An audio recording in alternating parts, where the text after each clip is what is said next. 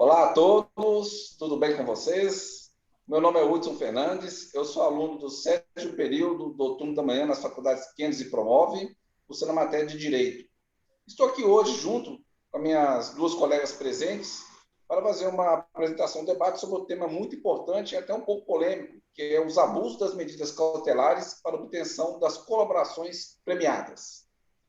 Mas antes de iniciarmos esse tema, dessa apresentação dos abusos propriamente dito, eu gostaria só de falar uma breve introdução a respeito de cada uma dentro do nosso Código de Processo Penal.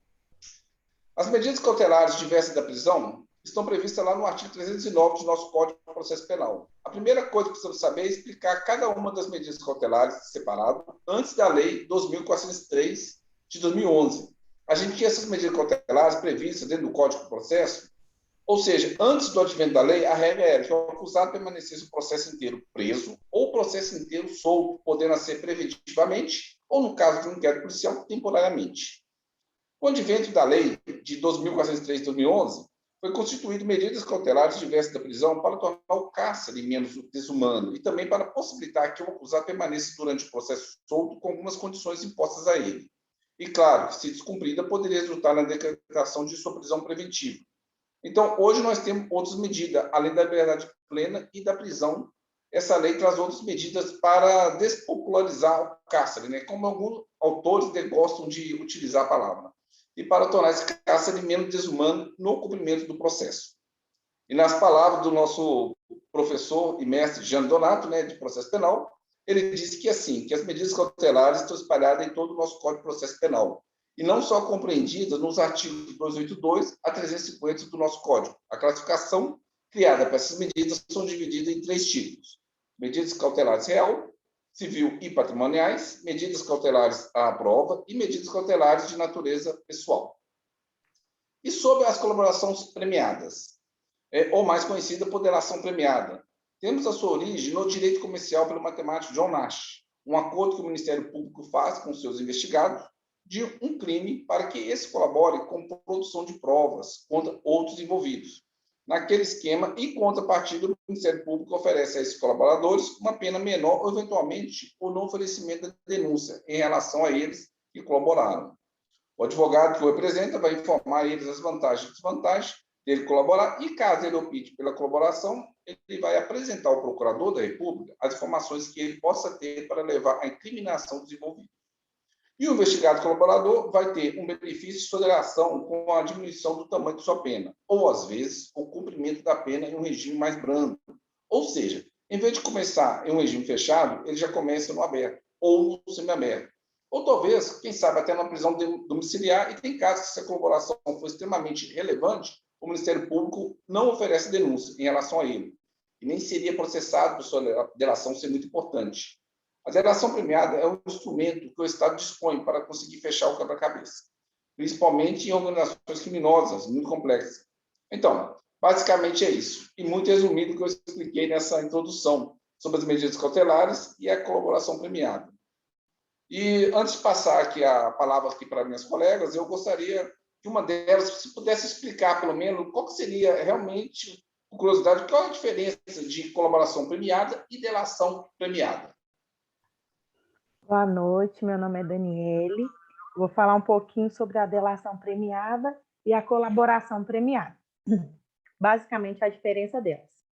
O ato de deletar, revelar ou quando o acusado confessa a responsabilidade de um crime e incrimina outros agentes, seja ele partícipe ou coautor do delito, né?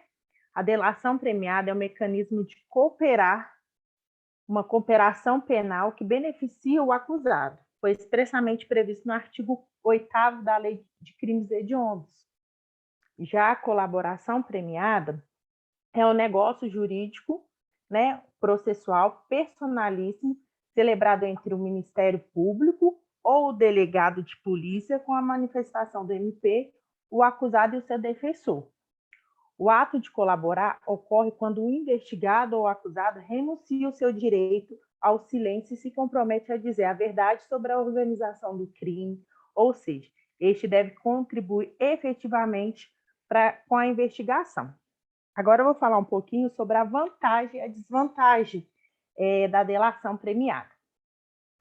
Uma das vantagens é conseguir o acesso à informação mais rápida, isso porque com ela é o meio mais fácil da identificação dos participantes da organização criminosa e das infrações penais praticadas, né? Além da possibilidade de recuperar totalmente ou parcialmente todo o produto ou proveito das infrações penais praticadas pela organização criminosa. Um ponto negativo da delação é os seus problemas, é o desvio proposital do rumo da investigação, que em troca de divulgar as informações sobre os seus companheiros do crime, consegue uma diminuição de pena e provoca uma impunidade do delator. Outros contras é uma tortura psicológica, né, que acontece com o delator, porque, pelo que eu entendo, né, eles acabam fazendo uma pressão psicológica em cima dele. Ah, se você fizer isso, vai ganhar aquilo, que você não sei o quê. Ah, não, então a gente vai te colocar numa cela assim. Aí ele tem problema com aquelas pessoas, aí ele acaba delatando para sair daquele presídio. Aconteceu isso, é um fato jurídico, aconteceu mesmo. Comprometimento também imparcial do juiz. Por causa dessa delação premiada, às vezes o juiz perde a imparcialidade dele, porque às vezes fere alguns direitos que para o juiz ali é os direitos principais, né, fundamentais. Então, assim, acaba comprometendo também a imparcialidade do juiz. Agora eu vou deixar para concluir a minha amiga Isabela, né, que ela vai concluir, dar mais ênfase na delação premiada. Olá, gente. Meu nome é Isabela Maia, sou estudante de Direito do 9º período do curso da Faculdade Kennedy e estou fazendo essa matéria com vocês. Dando continuidade ao assunto, né, trazido pelos meus colegas, eu vou falar a respeito da conceituação histórica mesmo da delação premiada ou colaboração premiada, como a lei traz no seu artigo 2000, no artigo 3º da Lei 12.850 de 2013. Bom, o professor foi bem enfático ao dizer que queria que trouxesse, né, essa questão, essa crítica que o Aury Lopes e o Alexandre Moraes da Rosa eles fazem a respeito do abuso das medidas cautelares em relação à colaboração premiada. E eles são bem enfáticos também quando fazem essa crítica. Os dois, o Alexandre Moraes da Rosa possui um guia chamado Guia da Teoria dos Jogos conforme o Processo Penal, e ele traz nesse guia consigo várias ações, ou, igual ele fala, vários casos, né, que vários princípios constitucionais, eles são mitigados ao decorrer, né, da percussão penal. Bom, o Alexandre, no início do seu livro, ele fala sobre a questão do processo como um jogo. Na verdade, o livro é um processo como um jogo, né? E ele traz muito isso, como surgiu a teoria dos jogos, o dilema do prisioneiro, que é retratado muito no livro, e não só o dilema do prisioneiro, ele não existe só na delação premiada ou na colaboração, né? Na colaboração premiada. O dilema do prisioneiro, ele é um instituto utilizado em vários outros processos, em vários outros, em outras áreas a não ser o direito, áreas econômicas, em outras áreas que você consiga trazer consigo esse equilíbrio que o Hudson falou, que é o equilíbrio de Nash, e deixar equiparado as armas, né? A equiparidade de armas. Bom, no início do livro, Alexandre fala um pouco sobre, no início do livro, e alguns dos seus artigos também, junto com a Aury. Ele fala sobre a questão do processo. O processo é um jogo, trazido por Fatih Salari, bem no início de tudo. Mas Fatih Salari também, ele enfatiza que o processo é um jogo e que precisa ser, né, que as partes, de acordo com o decorrer do tempo, haverá alguém que ganha e que perca, né? Claro, haverá uma perda da questão processual. Só que ele também enfatiza que o processo é um procedimento em contraditório. Se não houvesse procedimento em contraditório, que é muito importante frisar, não é um processo. São direitos, e aqui eu deixo claro que a gente não está falando de um jogo de xadrez, de jogo de cartas ou qualquer outra coisa. A gente está falando em um jogo em que a liberdade do ser humano é tutelada. Então, você não pode simplesmente mitigá-la ou barganhar. É uma palavra que eles gostam muito de usar ao decorrer dos artigos e do livro.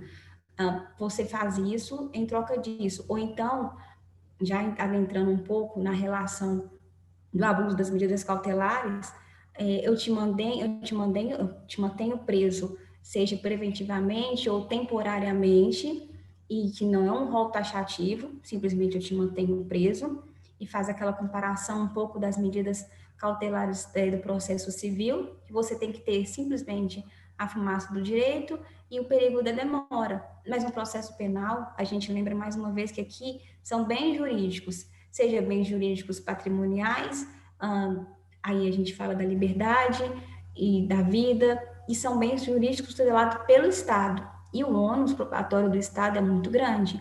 A ênfase maior dos autores é de que não há expressão legal para que essas medidas possam ser usadas. Um exemplo claro, por exemplo, na lei de crime organizado, a pessoa delata o seu companheiro ou a intenção de delatar, seja de forma parcial ou de qualquer outra forma, mas essa intenção tem que ser voluntária, não pode ser não pode ser assim decretada de ofício, entre aspas, né, decretada de ofício ou trazida pelas partes, mas tem que ser algo voluntário, igual a Dani mesmo falou. Não pode haver essa coação, seja moral, física ou psicológica, não tem que haver. O artigo da lei, né, o texto da lei, ele é claro em dizer, salvo o melhor juízo em seu artigo 4º, que tem que haver essa voluntariedade expressa da parte.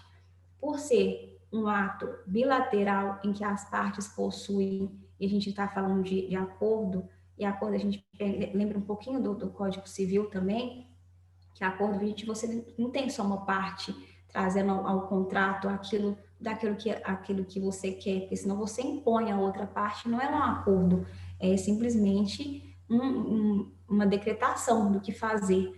Mas uma das críticas que é trazida ao decorrer do tempo pelos autores, seja em livros, nos artigos e em podcasts que eles também têm, chama Criminal Player, que eles falam bastante, que não tem que haver essa imposição, essa barganha, seja dos órgãos judiciais, Ministério Público, e agora trazida também com a legislação do pacote anticrime, né, que era para trazer um pouco de garantia com o juiz de garantias, mas está suspenso essa questão da mitigação até das medidas cautelares, e não há isso.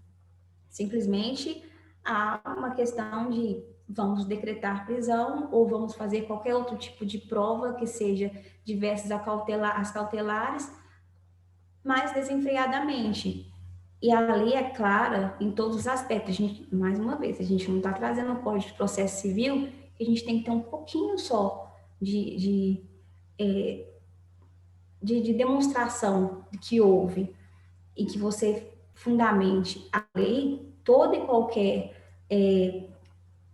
decretação de medidas cautelares, ela tem que ser fundamentada no estrito cumprimento legal. Então, não há que se falar em esse abuso, né, propriamente dito, das medidas cautelares, vez que, na verdade, há que se falar, sim, desse abuso, seja de qualquer cautelar, não só as pessoais, que a gente fala das prisões, e seja com a decretação das temporárias ou as preventivas, mas sim a questão, sobretudo, de decretação de quebra de sigilo bancário, mesmo que a lei traga, a lei 2.850, ela fala que pode, sim, haver essa produção de provas mas que desde que não interfira, principalmente em princípios constitucionais. E a gente fala de princípios que, no processo penal, a gente já começa com a presunção de inocência, o devido processo legal, e às vezes com essa questão de acordo, a gente pensa numa celeridade muito grande.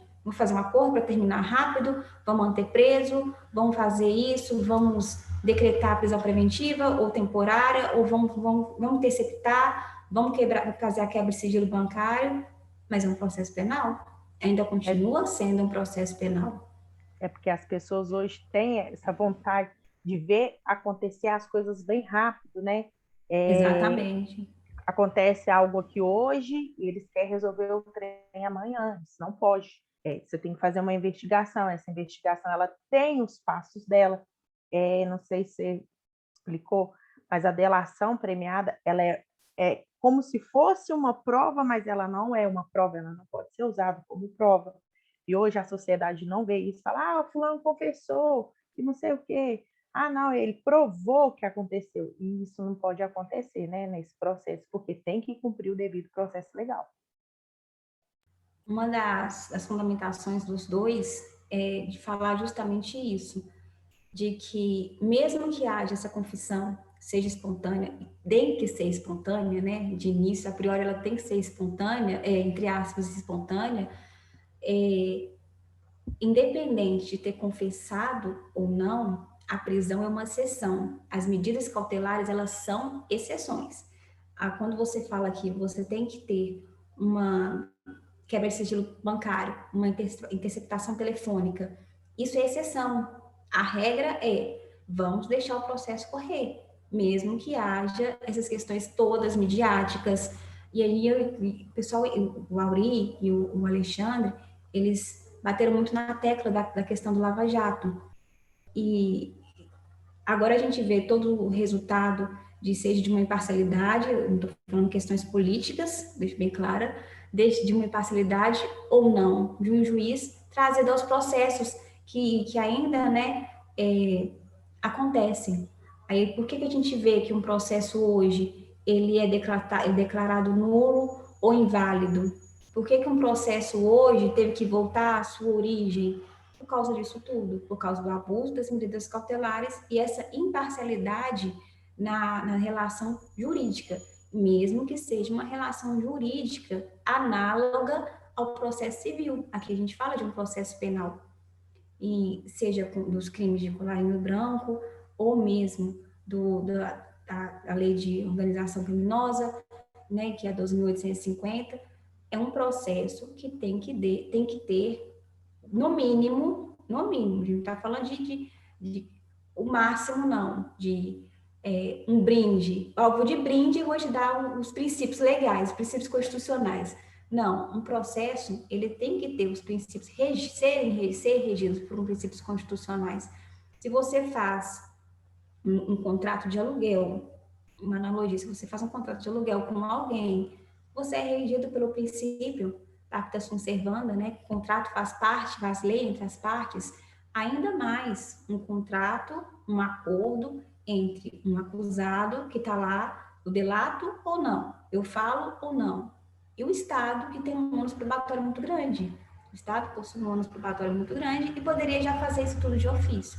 Então, houve, só finalizando, os autores eles são bastante críticos em relação a essas medidas cautelares, esses abusos das medidas cautelares ao decorrer do processo, porque a delação, a colaboração premiada, você pode fazer o acordo em qualquer etapa do processo, em qualquer etapa, não é só no início, você pode fazer do início ao final.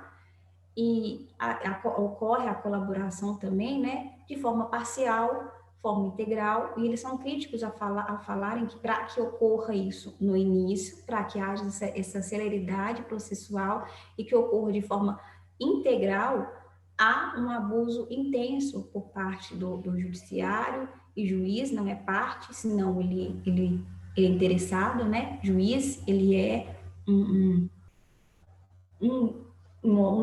órgão, né, que está lá para julgar, para defender os interesses, seja de uma sociedade ou de qualquer que seja, mas ele não é parte do processo, ele não é um terceiro interessado. E eles são enfáticos ao falar tudo isso. Para finalizar, só mais um pouco, eu deixo a Dani falar, já passar a bola para a Dani, se estou falando demais. Não, Estou pode ficar à falando demais. vontade. Estou falando demais. Outra coisa, né, que eles trouxeram esses dias, até no podcast dele, que eles falaram no Criminal Player, foi a respeito de um HC que o Supremo julgou e que de ofício não, perdão, não existe mais esse de ofício, né, em relação à reforma, né, do pacote anticrime. E o Supremo julgou e declarou nulo aquele ato processual em relação a isso tudo mesmo, né, que eles trazem ao decorrer dos artigos e dos livros. Se você não há um processo justo, limpo, aquilo se torna. E tem a teoria da árvore dos frutos envenenados, né? Mesmo com essa teoria toda, se você não tem um processo justo, limpo e, e legal, todas as demais provas são legais, né? Então, eles deixam bem claro tudo isso.